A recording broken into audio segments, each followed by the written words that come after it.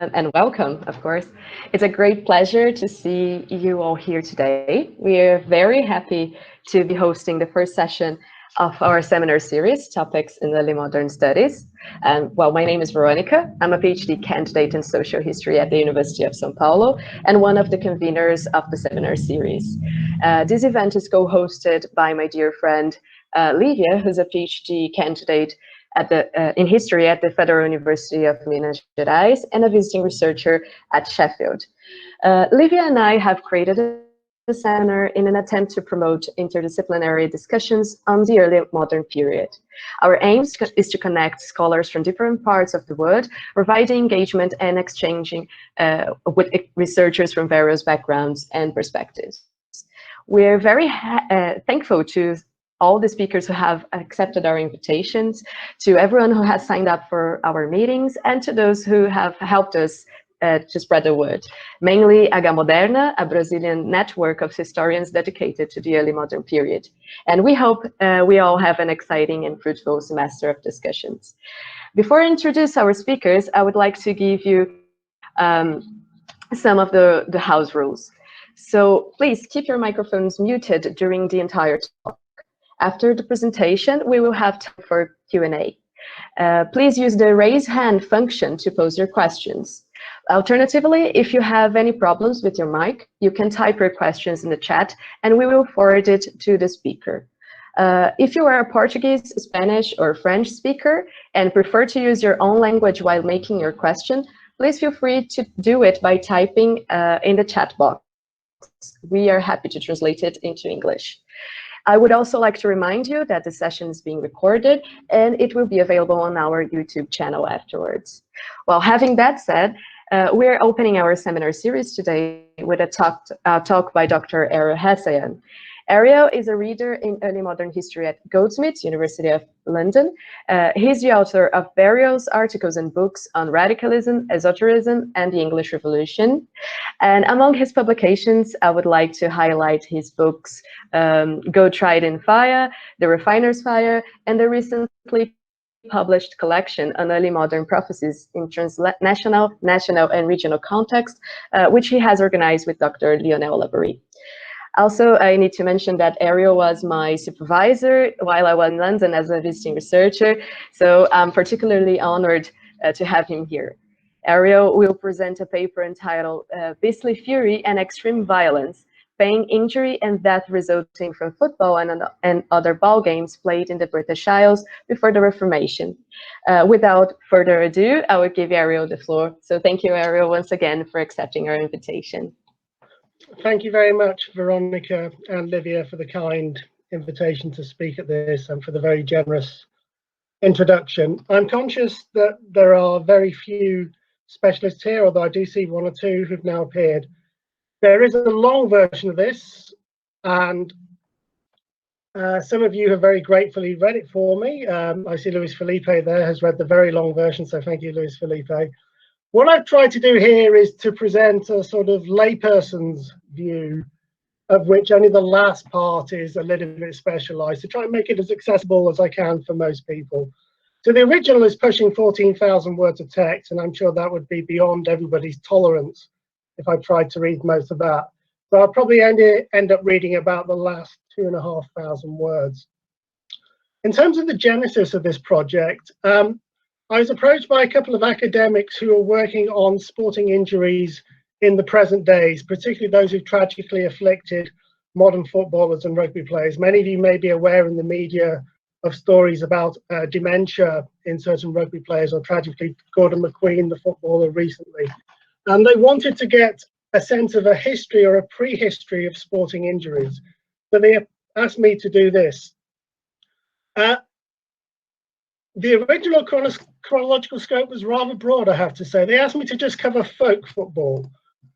There's an older view of football that essentially football changes radically in character with the Industrial Revolution, and that the Industrial Revolution is the real watershed for the development and the genesis of the modern game, and that everything prior to this Industrial Revolution can somehow be considered to be folk football. It's a little bit simplistic, but I thought, whatever, I'll give it a go. I'll collect some sources pre-mid-18th century. Very soon, I found that I had too many, far too many, which is perhaps not surprising because actually I'll admit that I've been putting aside references to work on football for more than 25 years. And it was only the lockdown that gave me the opportunity to actually write it up. So then I decided I needed to cut my period drastically. And then John Coffey kindly read it, and he asked me a very good question. He says, why have you picked before the Reformation rather than, say, an arbitrary date of 1500 or 1515 or 1520? And my original plan had been to just go, okay, we'll go from the beginning to 1500, 1500, 1700. But essentially, you can't see radical shifts in attitudes to football by looking at it within a chronological framework. But the more I looked at it, the more I decided that, you know what, there is actually something that changes markedly with the onset of the Reformation. Now, by here, I mean the Reformation, I mean a process rather than an event. And I think we can begin to see a shift in attitude from the 1530s. There's not a great deal of evidence, but there's some evidence, and then you can see it more as the century progresses, and particularly into the 17th century. Now, that's something we can debate in the questions, but that's why I've picked before the Reformation, because as with so many other things in the British Isles, there are both continuities and changes, and I think that applies to ball games and the attitudes toward them as well. One example would be, I see Taylor Alcoins, I don't know how you pronounce your surname, but I'll say Taylor then, who's worked on Shrove Tuesday in particular. And one of the big debates has been as to whether football is played on Shrove Tuesday before the Reformation, or whether it's primarily played after the Reformation, which is what older studies have argued. So there's an example of where this Reformation divide comes into play. I should add, it's probably a caveat that needs emphasizing, that I'm not a medievalist. I don't pretend to be medievalist. And that there are bound to be people who are far better informed about the pre-Reformation period than myself. Accordingly, I'd very much welcome their input and comments after I finish speaking, telling me all the things that I should have taken into account and perhaps my misreading of the evidence. But the reason why I've decided to go early is because my ultimate objective is to write a history of football from the beginning through to the mid-19th century, and certainly the formation of the Football Association. And this becomes an early version of that chapter. It's still very much a new topic for me. As Veronica says, I tend to work on other stuff, and I'm still feeling my way into it. So this is very much a conversation in which a lot of things are still in flux. Now, why, football and violence, as I've said. Veronica, you can move on to the next slide, please. In the long version of this talk, I begin it with some very dramatic instances of associating football with violence, particularly stories of people kicking severed heads. Some of these are real, some of these are obviously fictional.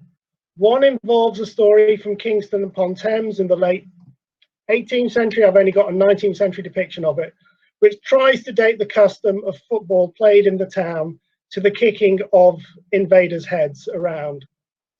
There are various other examples, often which have anti-Irish or anti-Scottish associations. So next slide, please, Veronica.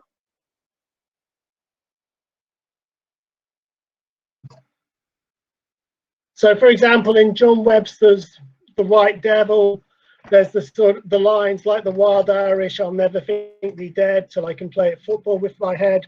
There's a number of early modern associations of the Irish as being particularly savage, in line, of course, with representations of how the English saw them acting in the Irish in the 9 Years' War and other conflicts in Ireland. There are also much earlier accounts of the savagery of Scots playing with people's heads, particularly after one of the versions of the Black Death, the Fourth Pestilence. So these are obviously extreme examples, and they've been used. You can go on to the next slide, please, Veronica. Thank you. They've been used to illustrate the common opinion among English social elites and religious moralists that football was a violent, disorderly activity played by the lower elements of society. Indeed, I think it's fair to say that there's a bloody running through the game's early history, from kickabouts with severed heads, which I've noted, accidental stabbings, participants getting killed or knocked unconscious, riots, brawls, quarrels, broken bones, and terrible cuts. Football once had a well-earned reputation, as in the words of the Tudor humanist and diplomat Sir Thomas Elyot, as you can see in this slide. Nothing but beastly fury and extreme violence. A bloody pastime which resulted in wounded men nursing their rancour and malice. Now, I don't have time to go into this a great deal, but a lot of the subtlety of Elyot's comment has been missed. The reason why he uses language like beastly fury and extreme violence, I'll try and get to it later on, is that he's relating the playing of football in Galenic medical terms, and he's trying to find balances between the various extremes of suitable activities for young gentlemen and nobles. In terms of the primary sources that I used for this study, well, a huge range of them. They included parliamentary rolls, close rolls, plea rolls, coroner's inquests, justiciary rolls, manorial court rolls, tenorial documents, papal registers, chartularies, episcopal registers, diocesan visitations, civic and livery company records, university statutes, financial accounts, chronicles, sermons, poems, and early printed texts. As I said, I've been working on it for a long time. And in the long version, I've got every single source I've found to football cited in there. Obviously, I'm bound to have missed a few, I know that. But that pretty much covers everything I could possibly find. What a number of these sources tell us is that there are several games involving fatalities, both accidental and fatal, and intentional, and that there are a number of sort of severe and minor injuries. While it's difficult to generalize, it does seem to me that most players of football and other violent ball games knew the risks involved if they were going to play. Moreover, it seems apparent, and there's certainly evidence for this later, that the multiple variants of football then played were sometimes used as cover to settle long-standing disagreements and grievances. Some of this is borne out, for example, in Jim Sharp's work later on about witchcraft and football in Berkshire. Certainly on several occasions, men are openly killed or else badly maimed.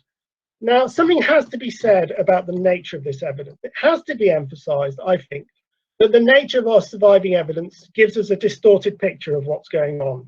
It undeniably focuses our attention on atypical incidents, on injury, on death, and that there must have been a number of relatively uneventful ball games and football matches included, about which nothing is recorded. In fact, it's only particularly from the 16th century that we get different types of sources that enable us to get a more balanced picture of what's going on. We get new types of sources, particularly diary keeping, but also newsletters and eventually newsbooks, so we can get a more nuanced picture. For our period then, we have to work with this distorted image of what's going on. As for the secondary literature, well, there are a few general histories. The most notable and still the best of the older histories, in my opinion, is that by Francis Magoon, as well as studies focused on local and regional variations. Most of these are for the post-Reformation period, and oftentimes they're just a few pages within larger studies. So I'm thinking particularly of David Underdown's accounts of this in the local and regional variations, the calendar customs, David Cressy, Ronald Hutton, land use, Diamond's work on God's Holy Acre, literary references. And since Taylor is with us, Taylor, as I've noted before, works on Shrove Tuesday, and I've consulted his Bristol PhD, if I just nod if that's right. Yeah, Bristol PhD, which looks particularly at Shrove Tide and is one of the few pieces of recent work that explores it before the Reformation. Also, something I'll return to, this was a topic that particularly interested the German sociologist Norbert Elias, who liked to think of pre-industrial football as a different stage in the civilizing process. Next slide, please, Veronica. In terms of our literary references, there are many classical references to football, but in post-Roman Britain, the earliest references we have are from roughly the 9th century, although it's worth emphasizing that they're rare. What we have is archaeological evidence, and particularly from London and from Winchester. And that indicates that from about the 10th century, we know of balls preserved archaeologically. They're small, they could be caught in the palm of the hand, and they tend to be made of leather that's cut into pieces, then sewn together and stuffed with tightly packed moss. They resemble more or less modern tennis balls.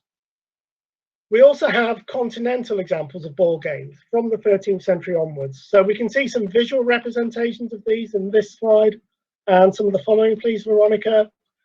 So they include things like Sollen in Flanders, Soule in Brittany, Colven in the Netherlands, Kaatsen in Friesland, and Parkspel in Gotland. So you can show a couple more, please, Veronica.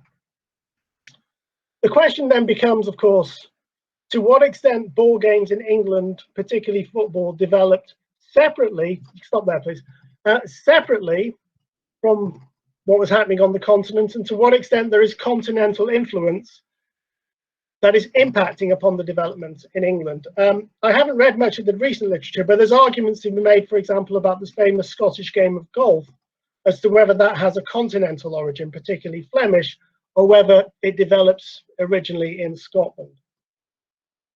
In terms of early famous literary references, this is an example of Jeu de Paume, which I'd like to keep in your mind as we go on to the next slide, please, Veronica. Probably the most famous is an appendix to the Life of Thomas à Becket by the cleric William Fitzstephen, written about 1174, in which he gives a description of London. It was printed in the late 16th century by John Stowe. And he talks about the famous game of ball played outside of the city walls, probably in Moorfields. There's been a lot of debate about by historians as to whether he's talking about football or something else.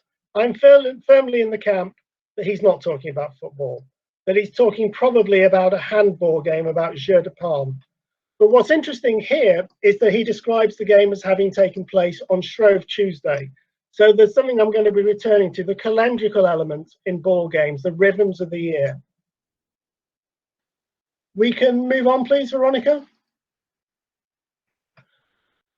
From about 1260s onwards, and I won't document this, we get references to adults and children being killed or injured playing ball games. I don't know of any references to ball games involving actual players where people are hurt or injured before the 1260s.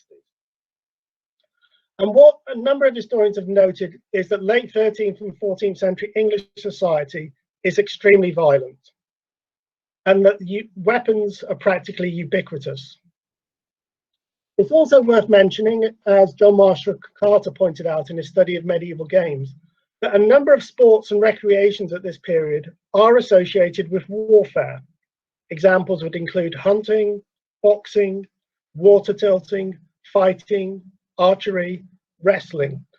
So it shouldn't surprise us that football is likely to be violent. Most recreations seem to be violent. And on top of that, we have a fair amount of evidence to indicate two other things that made the violence worse. The first is excessive alcohol consumption. There seems to be a correlation between drunkenness and people hitting each other very hard. The second, which historians of sport are increasingly noted, is gambling. There's a great deal of gambling that's going on in sporting contests, and when large sums of money are wagered, people are likely to get violent. I don't have time to go into all these examples, but there's even an example that a couple of people, including myself, have come across of a game at chess which turns violent, and a woman is stabbed through the leg with a sword because of the outcome of a game of chess. So this gives you an idea of the type of things that happen in society. Having said all that, there are ball games which may or may not be football, we're not sure, but what we can say is that the first unambiguous reference to football comes from about April 1314, and I've given you a printed version of that in this slide, both in the proclamation and the English translation in the bottom. The date is significant because it's at the very moment that Edward II is launching his campaign against Robert the Bruce in Scotland, and in fact, just before he is defeated at the Battle of Bannockburn. So what we have quite clearly is an attempt to impose civil order within London at that very moment. So there's a realization by the authorities that football leads to trouble and violence on the streets of the major cities, and that they need to control it. Less noted is that there's been a debate as to where that football is being played. Is it being played within the city of London or beyond the walls of London? The language is ambiguous, But my sense is it actually means that it's within the walls of London, probably in an enclosed garden space, such as at Boston Friars. Can we move on to the next one, please, Veronica?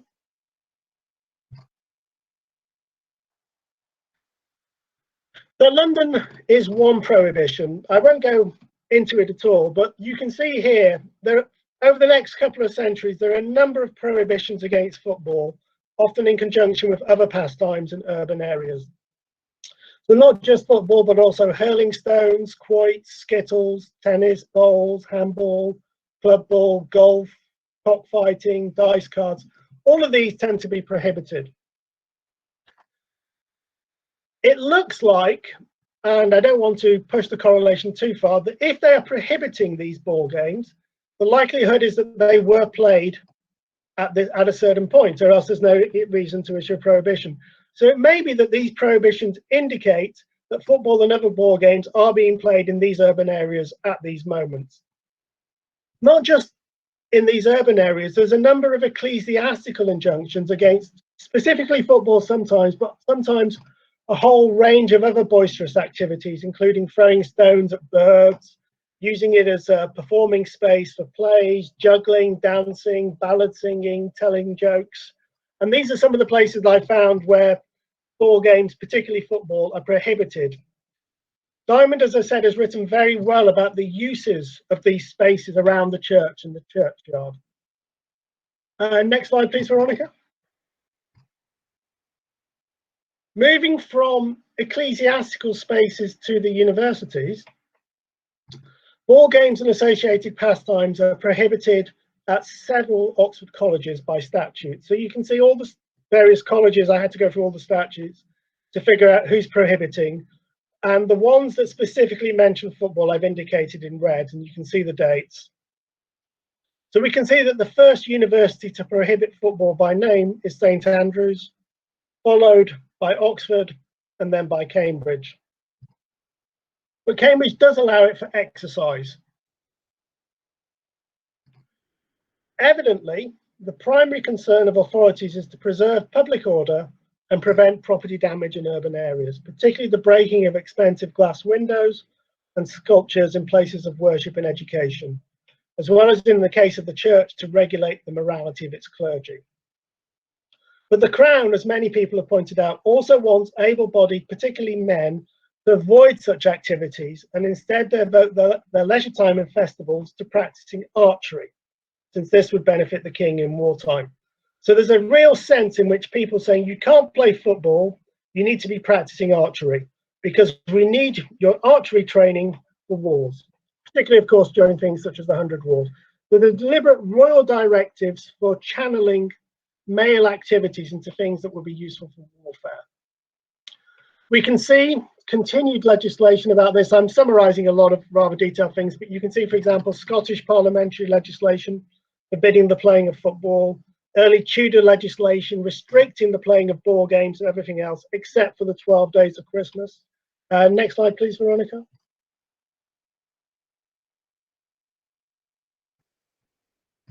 And here, another example, this time from Ireland, Statutes of Galway. Again, making similar types of points. Okay, we'll move on again because as I said, I'm trying to cover a lot of material before I can get to the next bit. So, since the first British references to football are in French or Latin, it's not until the early 15th century that we have the earliest recorded English usages. And I've put the examples there that I'm aware of with the known dates. You can see the multiple different spellings there. Interestingly, there's a variant played in Essex, Suffolk, Norfolk, known as camping. The 1320 example I'm not sure about. The others from the 15th century I'm certain about. Philologists derived the word from the old Anglo-Saxon for striving or contending. So in other words, camping is a type of fighting, but it's also another name for football. So that association, of course, should alert us to how football is perceived. Next slide, please, Veronica. Now, so far, you'll notice that I've tried to avoid the problematic nature of testimony in courts. If much of the evidence that we have about fatalities and injuries is from court records and witness testimony, The obvious question is to what extent can we rely upon this testimony? Are recollections of sporting injuries and fatalities accurate? Have they been deliberately distorted and for self-serving purposes, so that somebody accidentally fell on their sheathed knife and wasn't actually just stabbed by a player? We have huge problems to deal with. But it's worth saying that too many scholars seem to take the legal evidence at more or less persuasive face value. There's an even more problematic category of legal evidence, and that is proofs of age.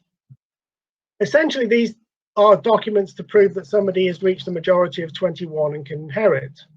What often happens at proofs of age is that somebody says, I remember this person's baptism 21 years ago, because on that day I broke my leg playing football. All the examples there include people who hurt themselves playing football. The problem is that most of these are legal fictions. It never happened. They just copy from each other, and they're formulaic. They contain 8 or 9 common elements. Usually somebody commits suicide on the same day, somebody else's barn burns, and somebody else. They're just legal fiction. So I've highlighted all the ones there that I'm aware of that are obviously fictitious. I've indicated those that are probably fictitious and those that are possible. The possibles are those that look like original testimony rather than ones which match the testimony of 40 or 50 other cases. So it's a good example of how we should be really, really wary of legal evidence. The other point to note about proofs of age is that even though they contain a lot of fictitious evidence, nonetheless, they can't be discarded collectively because they show the evident plausibility that somebody considers it unremarkable that they were playing football and had their leg broken. So even if it didn't particularly happen at this place at this time to a particular person, the general idea that it could happen seems evidently believable and plausible. So that's important. Another type of testimony, next slide please, Veronica, is miraculous healing. There are examples of people claiming that after they've been violently hurt in a ball game, that they were miraculously cured. There's a very good example of being somebody smashed over the shoulder by a club in a game, but I want to talk about this one because it's the best evidence we have for a description of a football match before the Reformation. It's to do with Henry VII trying to legitimate his rule by collecting material for the canonization of Henry VI, and miracles purported to have been performed by Henry VI. It's a case involving a certain William Bartram from Nottinghamshire, vicinity of a village called Cornton. The original, as you can see, is in the British Library. It's been transcribed, but I've provided a slightly new translation from the old transcription there for you. What we know is that after this game, during this game, Bartram was kicked in his intimate parts. I'm sure many of you can picture exactly where that is. He suffered long and unendurable pain, and then the glorious Henry VI appeared to him in a dream, at which point he immediately recovered his health. The anonymous monk who wrote down the details of this supposed miracle made some disapproving comments about, quote, the game at which they had met for common recreation, called by some the football game. And you can see the quote. It is one in which young men, rural and unrestrained, habitually propel a huge ball, not by throwing it in the air, but by striking and rolling it along the ground, and that not with their hands, but with their feet. A game, I say, abominable enough, and in my sound judgment, more common and dignified and worthless than any kind of game, rarely ending but with some loss, accident, or disadvantage to the players themselves. But what? The boundaries had been marked and the game had started, and that when they were striving manfully, kicking in opposite directions, and our subject had thrown himself into the midst of the fray, one of his fellows, I do not know which one, came up against him from in front and kicked him by his misadventure, missing his aim at the ball, and instead catching him, you know where. So that's the largest description we have. I'll return to it later on because it's very important to trying to work out what the boundaries of a football pitch are and how you scored and what was actually going on in the game. Next slide, please, Veronica. One noteworthy aspect of the sources under discussion so far is the absence amongst the laity of any adult males of elite social status.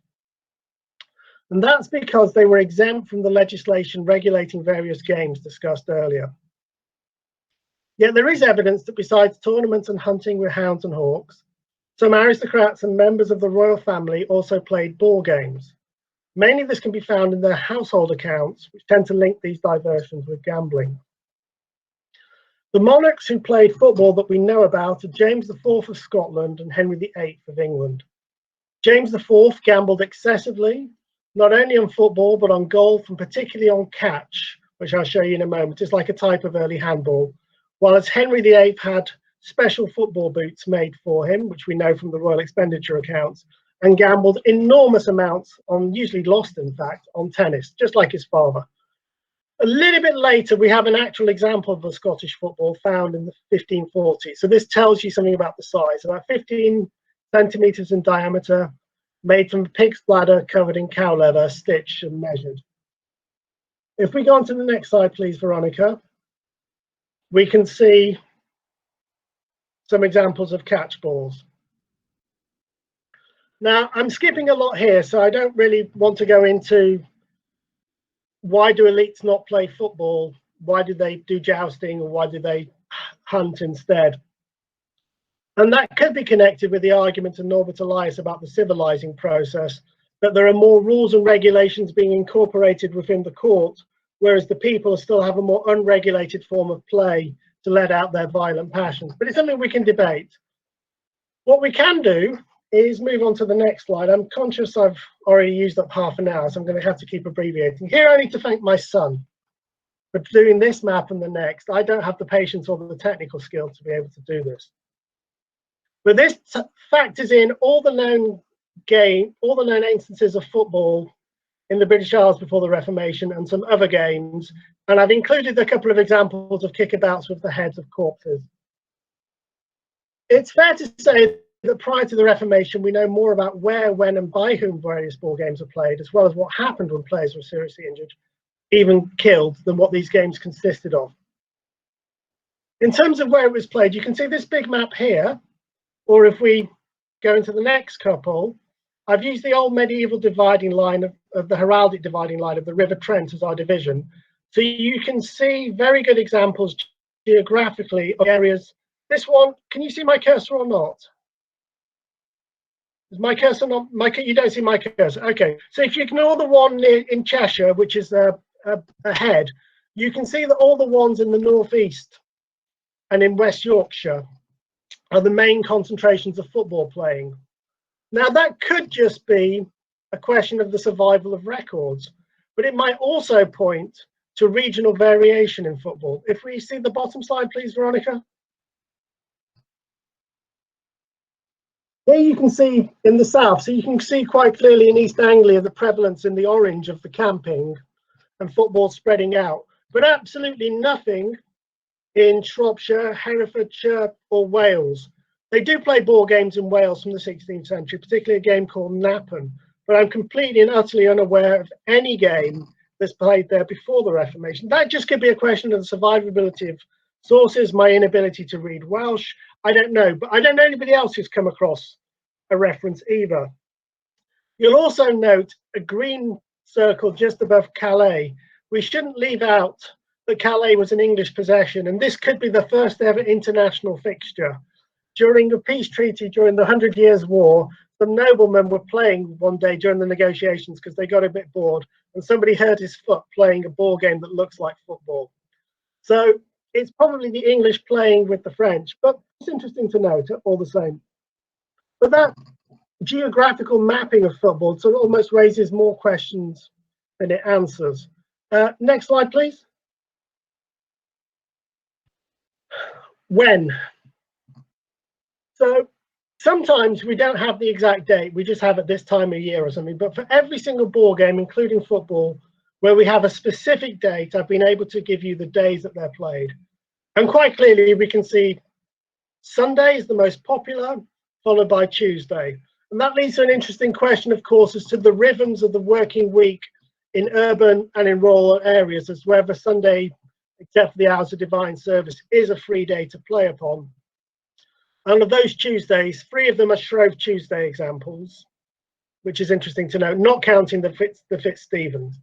So the others we're not sure about, but it shows you that those seem to be the days. As to when, again, we get a very clear coloration. February and March are the times that football is played the most. A little bit throughout the other times of the year, but February in particular and March to an extent seems to be the ball games and particularly football are played. Next slide, please, Veronica. In terms of calendar customs, I've noted the places where football, particularly ball games, particularly football, are played at particular feast days. So I've given you the Shrove Tuesday examples that I'm aware of. London, Wolverhampton, Pontefract, and the others. So you can see there does seem to be a calendrical aspect, but most of the time the dates aren't specific enough for this to be able to pin it down. Next slide, please. Who? So we know that boys and adolescents, including students and possibly apprentices, played. Girls seem mostly to have watched or played other types of games. So here you can see nuns involved in a bat ball game, and in another game here, dodging the balls that are being rolled here. So women do play, and young girls do play as well, but not necessarily football. In fact, I'm unaware of any women playing something akin to the football that I'm talking about before the 18th century. They certainly watch.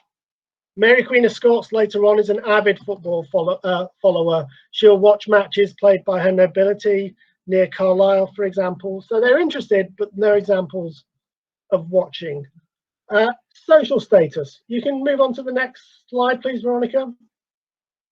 Again, to give you an example of women involved in ball games. And the next one, please, which will help us deal with social status.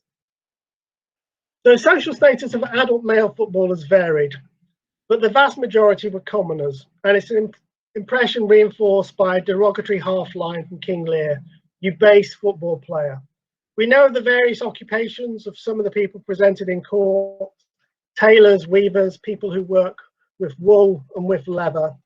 And in rural areas, they're labourers, servants, attendants, tenant farmers, husbandmen, but no yeomen. So we can get a very clear social demarcation. Again, that could be part of the legislation because the elites, of course, are exempted from being presented in the courts. So it's difficult to say. We also know that minor clergy are involved. I've got examples of canon, clerks, curate, rectors, and vicars. Age, difficult to say, but mostly 20 to 40. How many people took part? Again, difficult to say. It seems that there are some matches involving maybe 50 or 60 people, and these could be the classic inter-village affairs that we know from sort of popular depictions of football, particularly in the northeast of England. Elsewhere, maybe a dozen or so. It's difficult to say whether the people being presented are all the people playing, the ringleaders, people using the game as an excuse to get involved in a riot. How are games won and lost before the Reformation? Well, we don't know. Forget what anybody's told you, we don't know. We've got very good scoring systems and rules for tennis, but we don't know for football. It's been suggested that the innovation of a goal as a local landmark happens in our period, but there's absolutely no evidence to suggest it. We have the word goal, G-O-L, used from the mid-14th century, but it's not used for football or other ball games until the 16th, and I don't know of any particular reference to a goal in a football match before the 1570s. What we seem to have is precisely the description that we had in Nottinghamshire earlier on, that football seems to be not unlike hurling at this point. You score by getting the ball to one end of a field rather than the other, if you're playing in a rural match, not to a particular spot or landmark. As for how long, we don't know. What we do know is that because they're played in winter, the game is likely to be shorter than it had been played till summer. I do have accounts of people playing until sunset and then going down the pub and getting drunk. So then we know that the game ends when it gets dark. That's pretty much all we know. What happens if you win? We don't know. We know that later on you get prizes. There are plenty of examples from the 16th, early 17th century of winners at football, at hurling, getting a silver ball, for example, barrels of beer, or hats, which is the origin of the modern cap for the international. But we don't know. What seems to be the case is that people who own pubs had footballs and would pay people who played football to come and drink because they'd get more custom at the pub after the match. So there's an incentive for publicans to encourage these sports because they could profit. Turning to costume, besides the footwear of Henry VIII, it's very clear that footballers don't wear protective equipment. The earliest representation we have of this is here from the mid-14th century in this slide, in a misericord, which is a wooden carving on the underside of a seat in a choir stall in a church. I've given you a very detailed description of it. We don't need to worry about that so much. The important point is to note that if you get kicked in the shin, you've got no protective equipment to stop your shin being broken. Or indeed, if somebody decides to stab you, you haven't got any protective equipment. But again, it reinforces this idea that this is a game for poor people. We can see another example from All Souls in the next slide, please, Veronica. So there's debate as to whether this shows football or not. So I've shown you both the close-up and the larger version. To me, it looks like it could be football. Maybe you want to disagree. I don't know. That brings us to the next question then. Well, how big is a football? Most of the time, they're described as large or huge in contrast to being small, presumably to make them suitable for kicking. We note the example of the Scottish football that I showed you earlier, but they are described in the literary evidence as being unusually small, which leads to skillful play. But quite likely, they seem to be quite large. Who made them? Well, there's difficult to say. Oftentimes, there seems to be an association between football and shoemakers, both of whom, shoemakers obviously have an expertise in leather, and they seem to be profiting from making the footballs with the leather. We shouldn't push it too far, because the major manufacturers of tennis balls were the ironmongers, and obviously tennis balls aren't made of iron. Next slide, please, Veronica.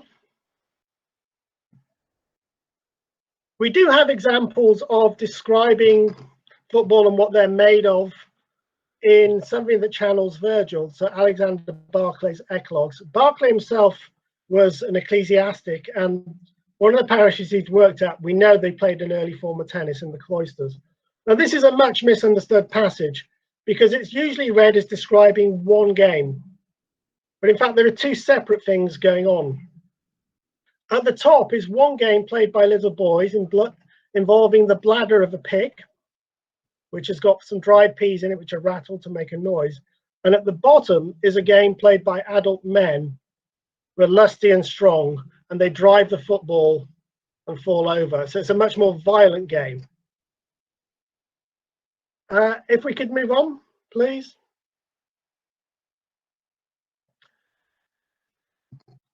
I haven't got time to talk about medical responses to sporting injuries. I've noted that Thomas Eliot is framing his extreme violence of football in Galenic terms, and some other physicians in the 16th century will say that football isn't recommended exercise because the danger of getting your leg broken outweighs the benefit of healthy exercise. John Keyes, for example, the founder of the Cambridge College, says it's more suitable for breaking legs. So to conclude, we need to provide, more or less on time, aren't I? We need to provide some explanations for the association of ball games, particularly football, with pain, injury, and death. Unfortunately, in my mind, there's insufficient evidence to state anything confidently. Indeed, it's only for a later period, which is much more fully documented, that we can begin to say anything with a measure of assurance. And while it would be foolish to think that evidence from the long Reformation is directly applicable to the pre-Reformation period, there are nonetheless several questions worth investigating. Firstly, was playing ball games one of the ways in which people affirm their identity, whether it be local parochial level or guild? At present, I found no evidence to support this, so we have to leave it open. Secondly, were certain ball games largely specific to particular regions? For the later period, David Underdown suggested that, broadly speaking, during the early modern period, the football played in much of the Midlands and Southern England was a communal collectivist game, whereas camping in East Anglia was more structured. Again, and contrary to Underdown, there's no evidence to support this for our period. Although, as I've noted, the absence of football in the Western counties, and particularly in Wales before the Reformation, is striking. Can football be linked to the maintenance of territorial boundaries? So Tony Collins, a historian of football, has suggested that in rural towns and villages, playing folk football can be linked to Rogation-tide festivities around Ascension Day, the idea of marking the boundaries of the parish by beating it. So football, in a sense, marks out territorially the bounds of a parish. Again, there's absolutely no evidence to support this. In fact, through Diamond's work on the camping closes of East Anglia, we note that football is actually played in nucleated villages near the churchyard, so there's no maintenance of territorial order. Other points to note is that in the early 20th century, the idea of interpreting football as being the relic of some form of pagan ritual is again implausible. The idea usually associating it with a fertility rite that has become symbolic when the ball replaces the sacrificial beast. It's a very attractive notion, but I don't think there's anything whatsoever that supports it. It might come back into fashion once again. Other points to consider, I've noted drinking, I've noted gambling. There's a great deal of interest now in masculinity. Did playing football allow people to assert their masculinity? We have no evidence for this from the Reformation, before the Reformation, but we most certainly do from after. We have references to manly exercises, and particularly amongst Scots and Irish, there is evidence that they regard football as one of the ways in which they can demonstrate their virility. In fact, we can go further, and there is some Scottish and Irish evidence which even suggests, not unlike today, that being successful at football can make you have lots of sexual partners, that people become attractive if they succeed on the football field. There is evidence, certainly in some poems from the early 18th century, that people believed this to be the case in their period. So we're left then with a final question. Why is football so violent during this period? Is it because that we need to follow Elias's model and suggest that football is an outlet for tensions amongst the lower orders in a ritualized form, and then eventually with industrialization it becomes codified and then almost sanitized with the public school rules of the formation of the Football Association? Or should we push against this idea of a civilizing process, or at least push back the date of a civilizing process, and suggest that football is violent because inherently the nature of society is violent? Which is what I'm sort of leaning towards at present. But I want to leave the final words to a Scots quatrain. I've got the English and the Scots is on the left for those who can read Scots, and Nora's here so she can probably do it. So bruised muscles and broken bones, strife, discord and futile blows, lamed in old age, then crippled withal, these are the beauties of football. Thank you.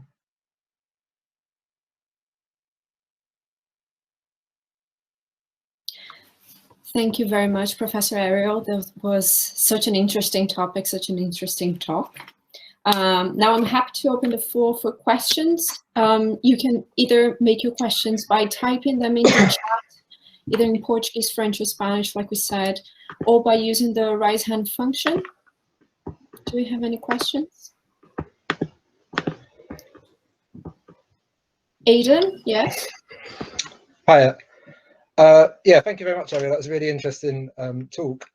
To start with, I have to say I was actually a professional footballer and had to retire because of injury. So it's quite interesting to see some parallels, but also, thankfully, quite a few differences. I just wondered, could you tell me a bit more about the overarching project or the people that asked you to do this research? What does it sort of fit within? Sure, thank you. So thanks very much, Aidan. Who did you play for? Just while I find the actual... Ipswich Town. Wow. Wow. So back when I have to say that back when they were good. Yeah, it must have been a while then. So it was Stephen Wagg, who's a specialist in sports injury, is the main. He's emeritus professor at Leeds Beckett, and a physician whose name it will come to me, Alison Pollock. I think, is Institute of Health. So they've been particularly interested in this. Stephen Wagger's done a lot of work on this, and most of what they have is from the 19th and the 20th century, but I've just got the list of contributors up. And before me, they've got Michael Polyakov, who works on gladiatorial combat and combat sports in the ancient world. And then, oh, can you hear me? I've got lost network connection. Right? Sorry. Can you hear me? Just say yes or no. Okay, so good. I've lost you, but if you can hear me, that's fine. So it's a large collection of essays, 2 or 3 sort of pre-modern, but the rest are moderns. Am I back? Okay, great. Thank you very much. Thanks, Aidan. Next, Professor Tim Harris. Let me just turn things back on.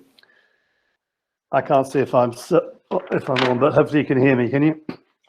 I can see and hear you, Tim. No problem. Okay, I can't see me. I had to move rooms because I needed to have lunch while because of the time difference.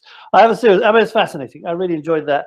I did have a series of questions, which hopefully can prove constructive, or even just a few thoughts to throw into the discussion.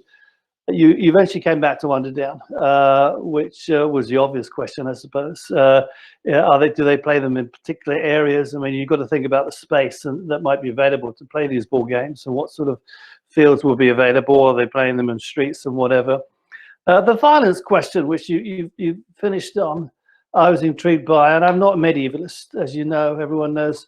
But I do remember reviewing a book I think by Philippa Madden years ago, where she tried to argue that mid-15th century England, we always think of it as being a very violent place, but actually it was nowhere near as violent as we tend to think. It's a long time since I read that book, and I might be misremembering the argument. And of course, you're dealing, presumably by the dint of the nature of your evidence, you're dealing with very untypical, you're dealing with the untypical, aren't you? Yeah, can you not hear me? Sorry, Tim, my connection just broke as you were talking. I just got you said Underdown, particular places, and then I just broke. So I've just okay. Well, I'm sorry. I can't see if you can.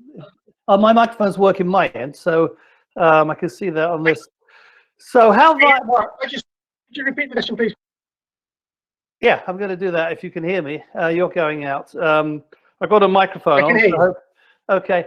I'm not a medievalist, but I remember years ago reading a book by Philippa Madden about violence in East Anglia. I think it was 24 to 44. Long time since I read it. But I seem to remember her argument was that although we think of this as being a very violent period, it was actually nowhere near as violent as we think. And so I was just wondering about that, because presumably your incidents are typical examples of people playing the sport by nature of the sources. When you find them revealed in your sources, you're going to get the sort of occurrences where people, I mean, I played football at high school, grammar school, and people broken their legs playing it. So I was just wondering how far you want to push the argument. I was also thinking about where people would have the space to play them. So I was wondering if you might push Underdown's argument a bit further. Presumably you have to have a certain amount of open space to play them. If you either have fields, or do you play them in streets or the market square? I'll leave it there, because obviously we lost connection. I don't want to go on too long. Okay, thanks very much, Tim. I'll take the second part first. I would fully accept specialists who are medievalists, and that we've been misled by sources and that perhaps things aren't less fun. My impression are based on the fact that when I was looking at football, but again, the evidence could be distorted, I went through coroner's inquests, and just the amount of murders that took place in rural counties, Devon, Essex. I was looking through the printed one because it was quicker, but there just seemed to be a striking amount of murders taking place in relation to the population of England, Wales as we knew it at the time. But perhaps we need to find a mid-ground. I don't know, I'm not even the medieval to tell us as to whether it's exceeding into the late 13th and early 14th century, but becomes much less violent by the time we get to the 15th. So that might be a possibility, but I don't know enough to know. But certainly in terms of what I was looking at, that's why I suggested that. But I'd be happy to be corrected on that. In terms of the land use, Diamond's work is exceptionally good and detailed, and he actually has very good accounts of land use in Norfolk in particular, and Suffolk to an extent, where you can see examples are being used. And I didn't think about this, but the football also becomes the pretext of closure riots, particularly in the 17th century. But you see this even early on in the late 50s onwards, where certain types of land is being used customarily for certain types of activity. And sometimes football matches are used as pretext to destroy. Next example, the longer version that I didn't find, where it's being used as that pretext for customary uses of particular land and particular fields. And again, I didn't have time to talk about this. Place names. Place names provides excellent evidence for land use. So Plaistow, even today, lots of places are called camping field. There's a lot of place name evidence to suggest customary usage of certain parts of land. But as you say, the geography of England and of Wales determines where that is and isn't possible to have. But we have good evidence, at least for it, East Anglia. Does that go a long way to, I hope? Yeah, no, that was good. I was just throwing these things out there. Yeah. I'm not a medievalist myself, so I just wanted to add excellent to the discussion. Yeah. Yeah. Perfect. So moving on, Taylor also had a question. Hi, can you hear me okay? I can hear you, Taylor, yeah. Am I coming through? Great. Thanks, Ariel. That was a really fascinating presentation. It's great to see somebody else working on early football, and also from the perspective of injuries. I think this is a really sort of essential perspective to look at it from. My kind of questions, a couple of them, well, they kind of build off of what Tim was just asking, and also the question before then about just how special the sort of football violence was during the medieval period. I wouldn't argue against it being violent. It obviously was, but I was just reading the other day about sort of injuries in American football. Being American, I'm quite familiar with American football, and also rugby as being perhaps maybe a little bit more violent versions of football today. And I think there was something like 500 football-related deaths within the last 50 years for American football. So, you know, it's still quite a very, very violent game that results in death and serious injury, even today when we've got all these systems, health and safety systems in place and better medical care. So I'm just wondering how we really compare that to the medieval period where, as you've already stated, our sources are so negative. They're always prohibiting or the football or reporting on when somebody's had their leg broken or died in a coroner's inquest. So it's kind of a question of, it's a vexing question of how we really measure the difference. You know, football was violent then, it's still violent now, but now there's all these sort of, all this sort of red tape that, and sort of safety regulations that have been put in place, as well as the rules, which arguably association football, the way the rules are, make it less likely to inflict an injury. Just a couple other things about the goals before the sort of Reformation, whether we have any evidence of that. You know, I guess you have to ask what we would define as goals. So you have, like, for instance, Chester, where we have different craftsmen playing football against each other, and it's described that just different houses within the town that they're trying to bring the ball towards. Could we consider those to be goals, or, you know, what's the definition of goal, I guess? And then one last point about, you're kind of looking at the pre-Reformation versus after Reformation and what's different. I think we can say that sort of clergymen and people involved, authorities involved in the church, were certainly more involved in football, playing it and facilitating it before the Reformation, though it does continue afterwards. So I guess that's another sort of perspective to look at, the kind of religious and religious authority perspective before and after the Reformation. So I'll just leave you with those questions/comments. Thank you very much, Taylor. That's really helpful. On your last point first, because I think it's the most straightforward, I'm in agreement. I very much agree and see that happening. And in fact, clergymen that are associated with facilitating or playing ball and other ball games post-Reformation to be stigmatized as or as crypto-Catholics. And so you can definitely see that shift is happening.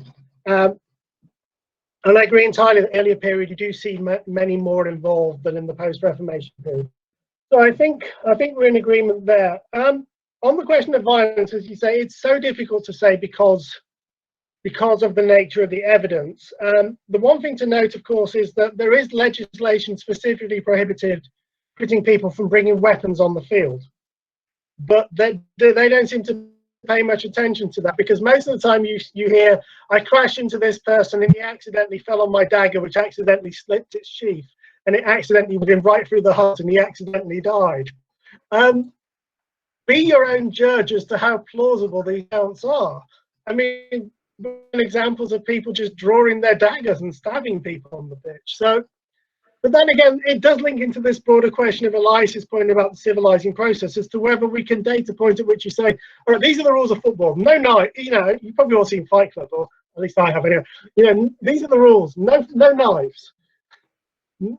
I mean, there's a serious rule in the 18th century, two people aren't allowed to punch one person at the same time. It has to be one. So we know this happens in the 18th century, but it's a difficult one, I agree. On the question of, just is your Chester example from the 1530s onwards or earlier? It's first referenced 1540, but it's implied taking place before the Reformation as well, because it's a sort of tradition. Okay, yeah, because I've left that. I didn't use that because it comes from after. I haven't decided these are the time immemorial, goes back 5 years or goes back 150 years, if you see what. Yeah. And I can say is I looked at the etymology of goal, or goal, which is 14th century, and it's definitely used a lot in language, particularly from the Tudor period, as a finishing point, as an end point, and eventually it comes in. There's an example from Hollinshead when he talks about what's happening in Ireland in the 1570s, in which he's distinctly using the idea of goal as something that has to be defended and preventing somebody from getting a ball into it. And I've got a case, you probably know this one, 1582, of somebody who dies defending le goal in Essex in a football match. He gets concussed and dies. But that's the earliest example of goal or goal in a sporting. So 1570s, 1580s. That doesn't mean, of course, that there aren't earlier. Those are just the earliest ones I know of. So maybe it could be, again, that we're talking regional variation. Maybe the goal in Chester is a house which does go back to the 15th century, whereas in Nottinghamshire and perhaps East Anglia, not unlike hurling in Cornwall, it's just literally get it to one end of the field or the other. It could be the both, which goes back to Tim's question about land use, that it depends. If you're in an urban area, it would make more sense to have a building, whereas if you've got wide open fields, it would just be to get them to one or to the other. So we're seeing a regional variation here. I'm just reading Tim's comments in the chat. Next, we have a question from Thanks, Taylor. Bruno Galeano, who typed it in the chat. He asked, were there ball game teams, and if they existed, did their identities and rivalries produce identifiable political turmoils? It's a great question. Were there ball game teams? What can I say? We know that in cases in London, that particular livery companies or particularly city companies are associated. The Taylor will know this case as well, where you've got, for example, sort of weavers and tapicers, which is sort of woolworking, versus pelter as an example. So again, seems to be some evidence some of the times that certain, we have, I forget which livery company it was, it's bricklayers, I think, I can't remember whoever it is who loans out their hall in London. So you get the sense in which maybe there are that, and particularly in the northeast of England, you do seem to get village teams. But we have very good records from ecclesiastical sources.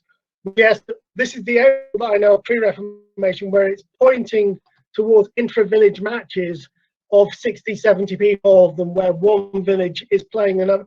After there are definite examples of this, where you can definitely say there is parochial identities being formed because the village of Little Shelford in Cambridgeshire is playing the village of Great Shelford in Cambridgeshire. We sort of have this from the 30s and the 40s, but it becomes more pronounced afterwards. And it's a really important question as to the formation of identity. At what point it becomes just, we need 10 players, so this becomes a parochial identity, or this becomes a guild identity, or even an ecclesiastical identity with the minor clergy. So yeah, no, it's a good question, Bruno. Thank you.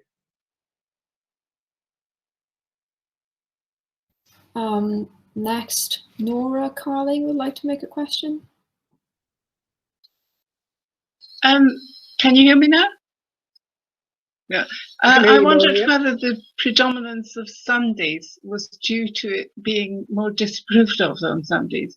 Was there a Sabbatarian element in the attitude to it before the Reformation, or is that totally a Reformation thing? I haven't found any. Obviously from the Reformation you see it a lot, and you see there are plenty of examples of people presented for playing football during the hours of divine service. Sometimes it's the church wardens themselves, but pre-Reformation I haven't actually found any, which is really interesting. And it almost ties into that other question that, you know, when you think of things like the Book of Sports later on, to what extent playing on a Sunday is indulged, because it's an outlet after the working week, people to just, okay, go and play some football. As long as you go to church, we don't mind, as long as you're not plowing your crops, you're not working. But I haven't actually found anything, and that's to say that there isn't. There is definitely clerical antagonism to playing football, because you should be doing something else more worthwhile with your time, but not a specific Sabbatarian element that I have seen in the records. I have seen sermons against football and other ball games. Most of the time they're actually worried about damage to church property. They're saying don't play near the church because you'll smash all our really expensive and nice stained glass, you'll break all our statuary. That's what they're more concerned about in the sources that we have. But I mean, again, the Sabbatarian thing is really interesting, because it does perhaps point to a shift as to why the Reformation becomes an interesting transition point. Thank you. Thanks, Nora. Next, we have another question from the chat from Professor Phil Whittington.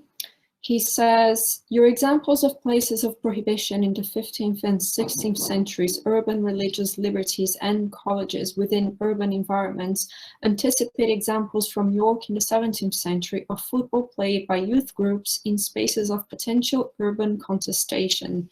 Are you tempted by those kind of continuities? Thanks, Phil. Great question. Great point. I'm tempted. I'll have to do more work before whether I it.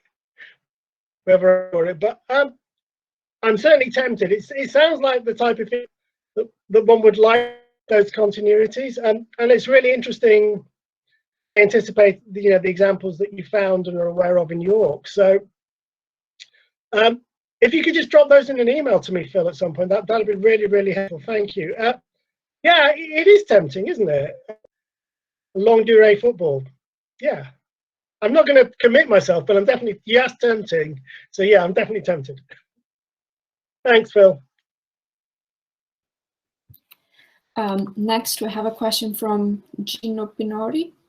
Could the miraculous healing show that the natural order of things were in upheaval, and for that reason, activities outside of the ecclesiastical and somewhat monarchical reach had the same traits, considering that football was a condemned game, but involvement of moral figures as the king threw everything upside down and injuries that should have continued were healed?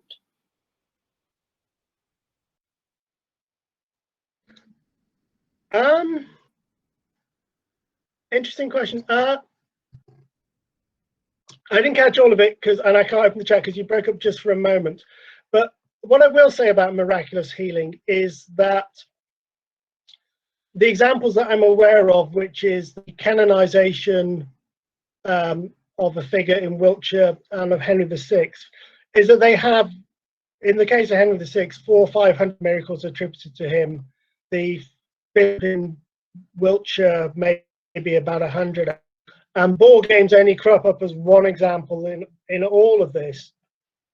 And it's what I think it points to is almost something cultic, the idea almost that local figures have a particular influence on local places and the particular, it's almost like, you know, canonization gives the game away. It's almost like those associated with a particular area have the ability to heal the local inhabitants, whether they've been injured playing a ball game or whether they've been hurt out in the fields or elsewhere. So that's my sense of what's going on here. I don't actually have more than just these couple of examples of miraculous healing associated with ball games. So I'd like to find more, but those are the ones that I have. If anybody else, any marks of canonization, that'd be great. But thank you for the question. If you, Lívia, can you, are you recording the chat questions so that in more detail afterwards if you pop them to me in an email? Thank you very much for your question. Really helpful, interesting question. Great. I can see that Taylor has his hand risen. Taylor, do you have another question? No? All right. As we only have time for one further question, I'll use my privilege as Convenor and ask one. I was just wondering about the parallel you mentioned with Robert Elias, and I was just wondering if you could please expand a little bit on the idea of how you perceive football as a social and cultural phenomena that diverges from his theory of this civilizing process. Thank you. Thank you, Lívia. Can you hear me? I've got lost network connection on my screen. Just say yes if you can. Yes, yes. Mm-hmm. Seems we lost Professor Ariel.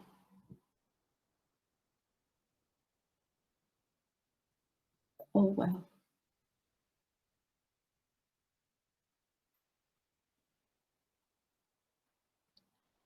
Veronica, do you have his contact? Maybe you could check if he is coming back.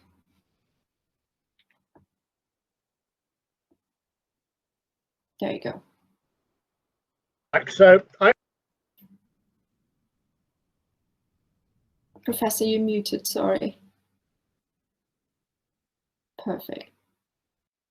Thank you. Okay, so just have not so just Doctor will be fine, just as we're being recorded. So your question, because I've just been cut off, was about Norbert Elias and was that right, or? It's about how do you so football? Yeah. Yeah, so I got asked about Elias the last time I gave this paper, but this time I came specially prepared and have the actual article in front of me. So this, as many of you will be aware, wrote a very big book on the civilizing process. But what's less known is that he wrote an actual article called Folk Football in Medieval and Early Modern Britain, then student Eric Dunning, which is particularly what I was engaging with here rather than the larger thesis of the civilizing process. And he considers football to have been a wild game with the potential for what he says is essentially both to generate greater solidarity as well as for conflict and strife. So the question becomes, for Elias, and whether I agree with it or not, is when do you date that civilizing process? The way that he's conceptualizing football seems to suggest to me that for him it doesn't civilize until the Industrial Revolution, whereas there is a civilizing process going on amongst the elites at an earlier point, and this is when it's happening lower east in this article. Do I agree or not? I mean, it's certainly the case that what the elites are doing is different. You see, for example, if you look at the way that we know a lot more about tennis than we do about football. Tennis is far more structured, far more regulated. We know more or less the point scoring. We have lots of detail about how tennis is played. We know that the elites are playing. We know it from their household expenditure accounts. And so in that sense, we know the aspect of the thesis would work. We also know that the elites engage in jousting in tournaments. Again, they have jousting is extremely dangerous. Henry VIII almost dies in the joust. Again, extremely regulated, of combat, whereas football has that unregulated element with no written rules at the moment, no codification, played according to memory and according to custom, with major regional variation. So in that sense, he could be onto something, that there is a different thing happening simultaneously. And yet at the same time, the study that he writes about football is only actually based on 4 or 5 sources and covers 500 years.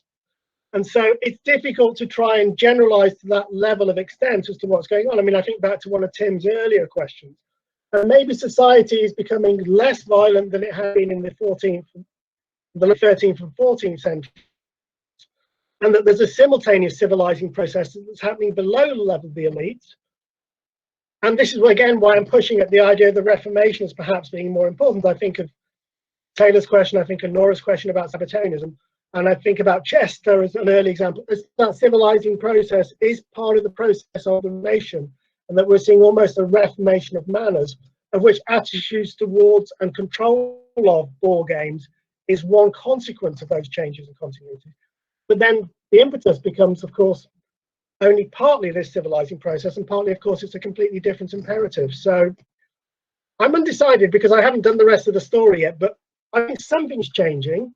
And the civilizing process is an attractive possibility, but I'm not totally wedded to it. Is that? Yeah, maybe. All right. Thanks. It's a great question to think about. Thank you.